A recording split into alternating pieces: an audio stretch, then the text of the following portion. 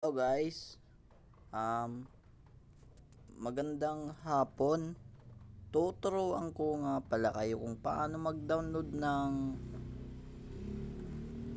Clash of Clans na nakamod siya at automatic na may diamond siya na malaki at yung gem lahat, yung gold niya malaki rin. Hindi na kayo mag papaload ng diamond niya. Ito, search nyo lang dito guys. Yan, makikita nyo yan. Yan 2023 Clash of Clans mod Epic Unlimited Gems 2023. Pindutin yung pangalawa na yan at dyan pumili kayo at download nyo sa una. Pindutin nyo yan. Ito siya. Ito, makikita nyo ito. Yan, pindutin nyo yan.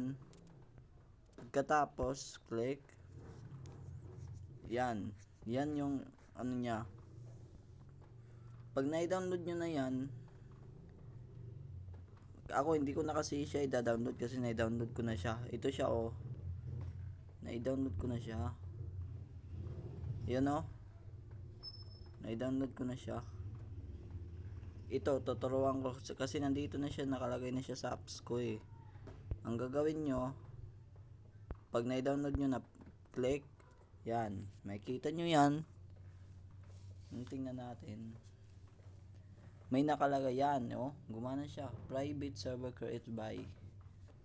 Ibig sabihin, makakalaro ka din to. Yan, oh, ganda. Yan, mag-update pa siya ng isa pa i-update niya. Yan, ayan siya, oh.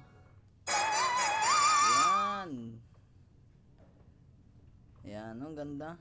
Okay nyo lang yan pag may nakita kayong ganito. Ayan, oh, pag nakita nyo yan, okay, yan, oh, successful siya.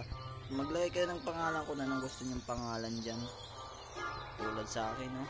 Lagyan ko na lang. Halimbawa, yan. Ganon. Yan, no? Yan, no? Makikita ang pangalan ko. Ang ganda, oh. Guys, hanggang dito na lang tayo. At sa mga panibago pa lang dyan, mag-like at mag-subscribe na lang kayo sa mga panibagong channel natin at update. Gagawa tayo ng panibago. Ano lang kayo, mag-comment kung anong gusto niyo gagawin natin. Okay? Maraming salamat guys. Salamat sa suporta niyo. Okay. Thank you for watching.